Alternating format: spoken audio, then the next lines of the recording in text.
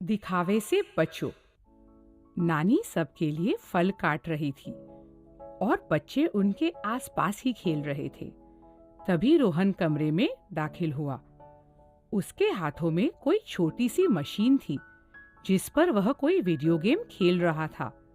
सुंदर रंग बिरंगी मशीन मजेदार आवाजें निकाल रही थी।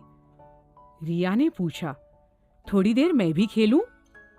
नहीं, यह बहुत महंगी है, रोहन ने कहा। बड़ी देर तक वह अकेला ही वीडियो गेम खेलता रहा।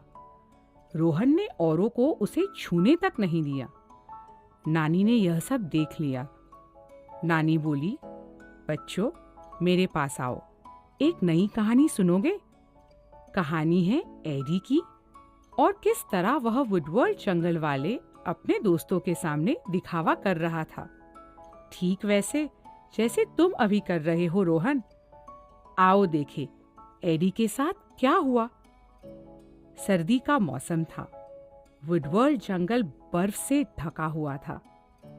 एजे गॉर्जी, हम्पी डीजे और एडी को सर्दियां बहुत अच्छी लगती थी क्योंकि बर्फ में वे बहुत मस्ती किया करते थे। वे बर्फ के पुतले बनाते, एक दूसरे पर बर्फ के गोले फेंकते और बर्फ में लोट भी लगाते। उन्हें बर्फ पर अपनी अपनी स्नो बाइक को इधर उधर भगाने में सबसे ज्यादा मजा आता। उन पांचों के पास स्नो बाइक थी।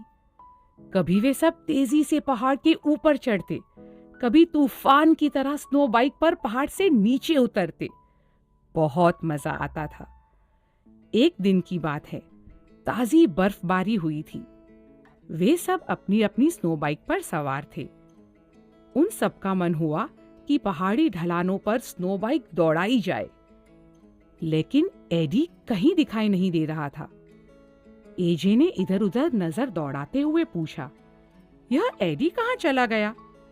तभी घर्र करते हुए किसी स्नो बाइक की आवाज आई और साथ में एडी भी नजर आ गया। एडी किसी हीरो की तरह अपनी शानदार नई स्नो बाइक पर सवार होकर तूफानी फर्राटे से अपने दोस्तों के पास आ टपका। दोस्तों की आंखें चमक उठी। वे बोले, वाह एडी, क्या जबरदस्त स्नो बाइक है। अकड़ते हुए एडी बोला, कैसी लगी मेरी नई स्नो बाइक? एडी ने एस्केलेटर घुमाया और स्नो बाइक जोर से घर करते हुए गुर्राई। उसकी आवाज पहाड़ों के बीच गूंजने लगी। एजे से रहा न गया और उसने एडी से कहा, क्या मस्त बाइक है, मैं इसे चलाकर देखूं? जी नहीं, एडी ने बड़ी अकड़ से मना कर दिया। यह बहुत महंगी है और कहीं तुमसे बिगड़ गई तो? एडी को अपनी नई स्नो बाइक पर बहुत घमंड हो रहा था। डीजे ने अपना सिर खुजलाते हुए एडी से पूछा, जरा यह तो बताओ, तुम्हें नई स्नो बाइक की जरूरत क्यों पड़ गई? एडी एक बार फिर इतराते हुए बोला, मेरी पुरानी वाली धीमी पड़ चुकी है। बिल्कुल तुम्हारी वाली के जैसे। और इसे देखो, कितने फर्राटे से भागती है। दिखाऊं मैं इसके साथ क्या क्या कर सकता हूं? इतना कहते ही एडी ने अपनी स्नो बाइक का दिखावा शुरू कर दिया।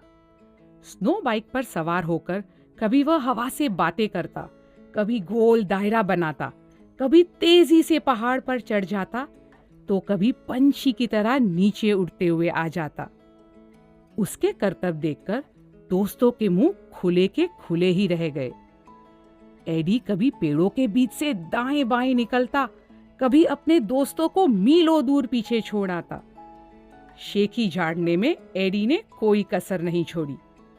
उसने नई स्नो बाइक की तड़क भड़क के दिखावे में अपने दोस्तों को बहुत पीछे छोड़ दिया।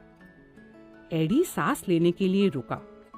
पांचों बर्फीले पहाड़ के किनारे पर खड़े होकर सुंदर नजारा देखने लगे। गौरजी बोला, कितना सुंदर लग रहा है ना? हर तरफ बर्फ ही बर्फ थी। दूर एक और पहाड़ था। अचानक एडी बोला, चलो हम सब उस पहाड़ पर जाते हैं। हम्पी ने तुरंत मना कर दिया, नहीं नहीं, वहां बहुत खतरा है, हमें चोट भी लग सकती है। उसकी खिल्ली उड़ाते हुए एडी बोला, डरपोक कहीं का, खतरा केवल तुम्हारी पुरानी स्नो बाइकों को है। मेरी स्नो बाइक तो बड़े आराम से ऊपर चढ़ जाएगी। और वहां से वह तुरंत रवाना हो गया। पीछे से उसके दोस्त चिल्ला पड़े, रुको एडी, एडी रुक जाओ। भला एडी क्यों रुकता? उसके पास तो दौड़ाने के लिए नई स्नो बाइक थी। एडी अकेले ही निकल पड़ा। वह अपनी नई स्नो बाइक को तेजी से पहाड़ पर दौड़ाने लगा। खुशी से वह उत्तेजित हो रहा था। उसे बहुत मजा आ रहा था। लेकिन उसे वह नहीं दिखाई दिया जो उसके दोस्त दूर से देख पा रहे थे। पहाड़ की चोटी पर हिमस्खलन होने वाला था। बर्फ ढीली होकर एक एवलांच के रूप में एडी की तरफ बढ़ रही थी। एडी, एडी, वापस आओ। एडी के दोस्त हाथ हिलाकर उसे वापस आने के लिए इशारा कर रहे थे। उनकी आवाज सुनकर एडी ने पीछे मुड़कर देखा। उसे लगा कि वे हाथ हिलाकर उसे प्रोत्साहित कर रहे थे। उसने भी हाथ हिलाया और आगे बढ़ता चला गया। एडी ने सामने देखा तो उसके होश उड़ गए। सामने थी बर्फ की तूफानी लहर। लहर नहीं, यह तो भयंकर हिमस्खलन था। पहाड़ के ऊपर से बर्फ की भयंकर लहर एडी की तरफ गिरती आ रही थी।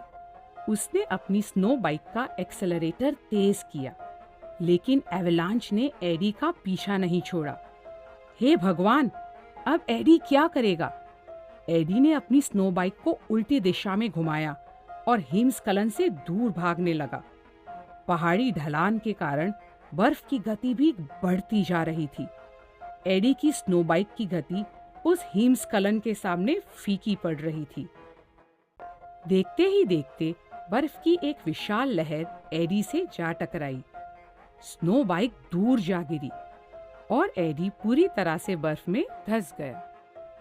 गॉर्जी, हम्पी, एजे और डीजे को काटो तो खून नहीं। एडी कहीं भी नजर नहीं आ रहा था।